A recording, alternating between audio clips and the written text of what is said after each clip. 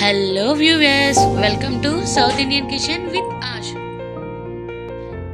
మనం ఈరోజు పిల్లలు కూడా ఎంతో ఇష్టంగా తినే తోటకూర చికెన్ కర్రీ చేసుకుందాము. దానికి ఏమేం కావాలో ఇప్పుడు చూద్దాం.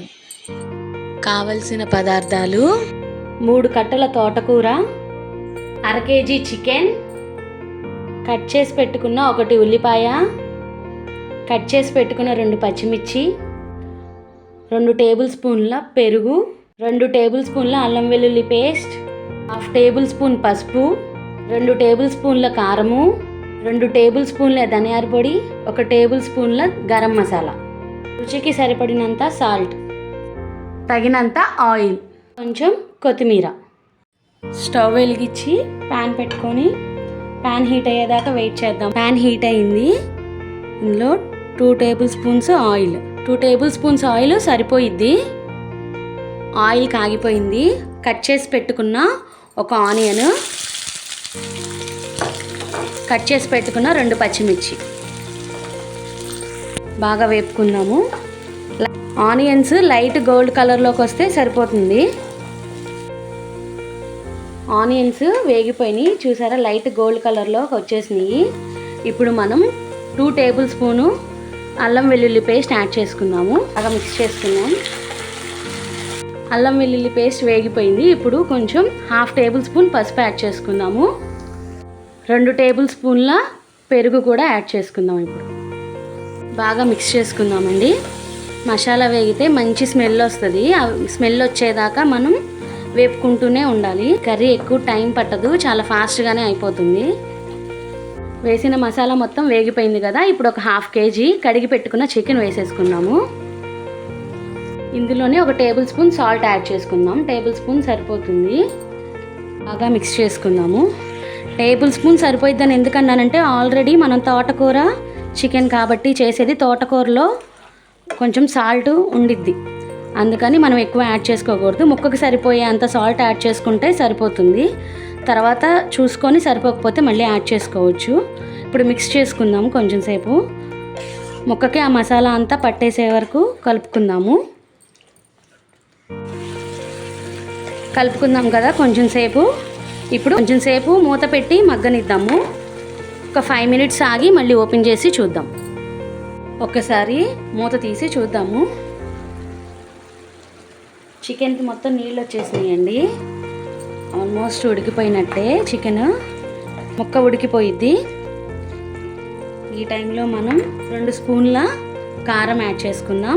సేపు మిక్స్ చేద్దాము. కారం వేగేంతవరకు, కారం స్మెల్ పోయేంతవరకు వేపుకుంటే సరిపోతుంది.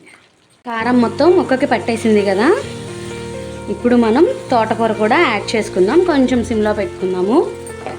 నేను ఫ్రెష్గా ఉన్న తోటకూర 3 కట్టలు తీసుకొని ఇలా కట్ చేసి పెట్టుకున్నాను. ఇప్పుడు అందులో యాడ్ చేసేద్దాం. ఇందులో యాడ్ చేసేసుకుందామండి తోటకూర.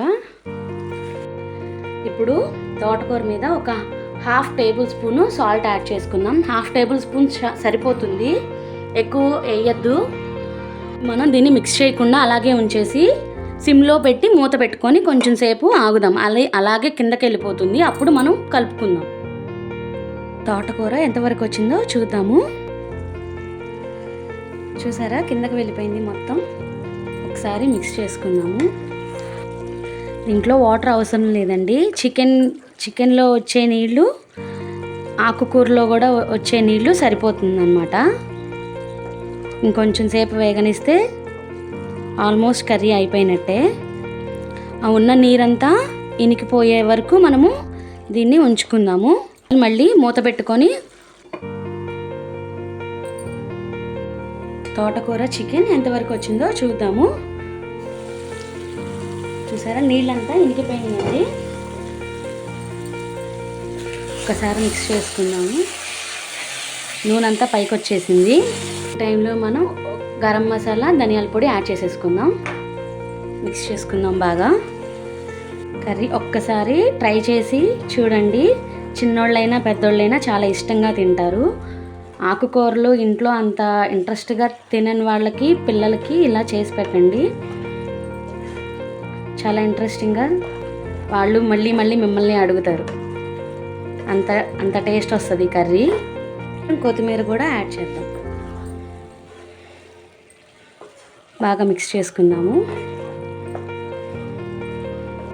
సో స్టవ్ ఆఫ్ చేసుకుందామండి. సో అంతేనండి, తోటకూర చికెన్ కర్రీ రెడీ అయిపోయింది. మనం డిష్ అవుట్ చేసుకుందాం.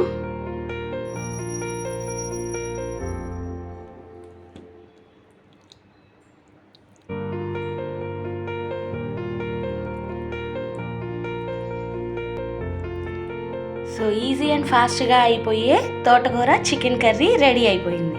ఒక్కసారి ట్రై చేయండి, మీరే వదలకుండా తింటారు. నా రెసిపీ కనుక మీకు నచ్చినట్లయితే like, share, subscribe. Thank you for watching.